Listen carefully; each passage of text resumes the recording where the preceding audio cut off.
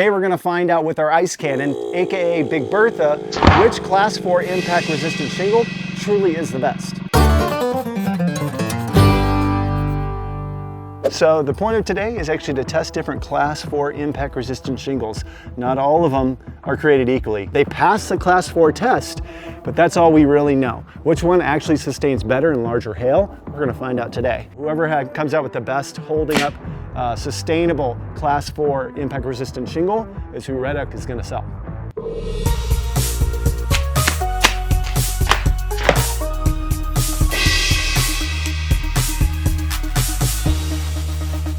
So 1 inch, both of them.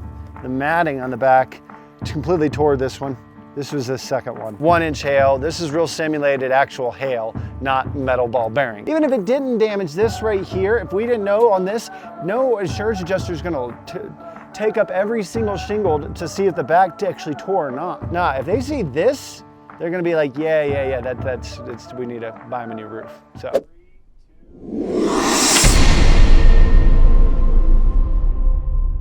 So the Atlas Stormmaster right now is shaping up as like one of the top guys right now. It still doesn't even have a dent on it.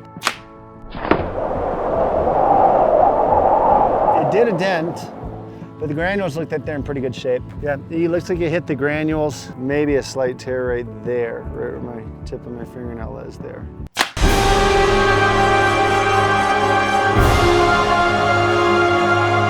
We're looking at the Malarkey Legacy here. See how it did?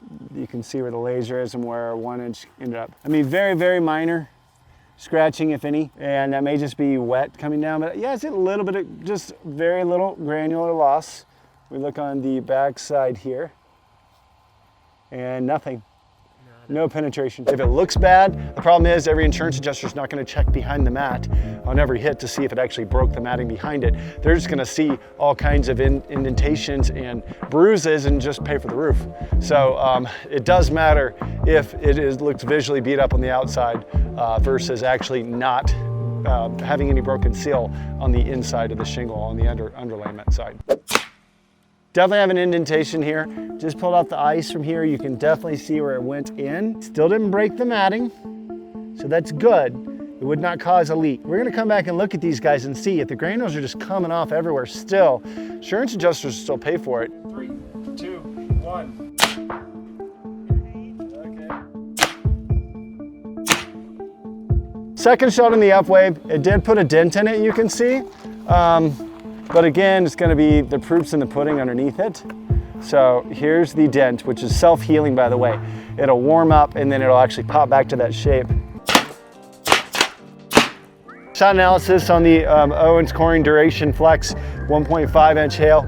I can't even tell where it hit.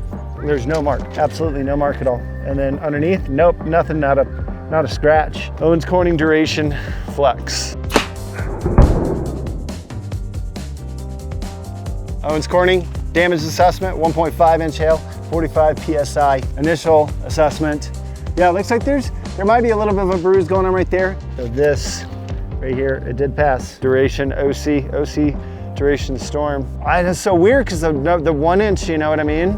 The 1 inch got smashed, but then the 1.5 seems to be doing okay. The bigger hail is actually holding up better against the larger hail. Weird.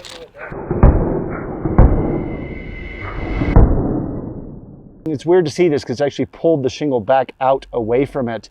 So it actually goes away from the shingle. So the impact is huge.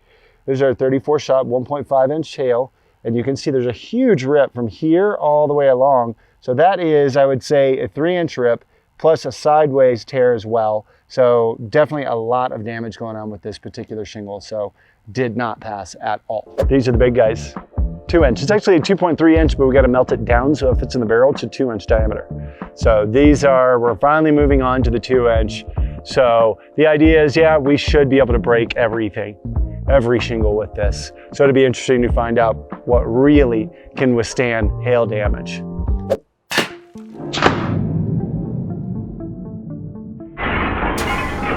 Nothing is hail-proof, period.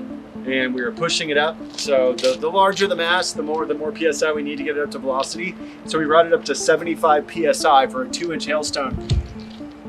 And this is what happened.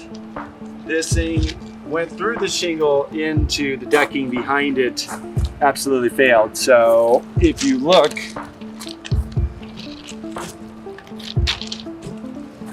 it blew out the actual decking behind it. Test it again. The results are in. I just want to give a shout out to Jesse Marcusy, our engineer, who actually set everything up because we wanted to do a legitimate engineered test here. Okay. Again, there were 3 1-inch shot at each test shingle, 3 1.5 and 3 2-inch. And it's a 16 by 24 with 7/16 decking. So we want to make it as real as possible. And without any further ado, Malarkey Legacy and the F-Wave were the only 2 test shingles that didn't fail at all. Did not fail once. Honorable mention to Atlas Storm Master. Don't get us wrong, we're not here to talk trash with Class 4 impact resistant shingles. Every single one of these have passed the UL testing to shows that they can withstand up to 1.75 inch hail.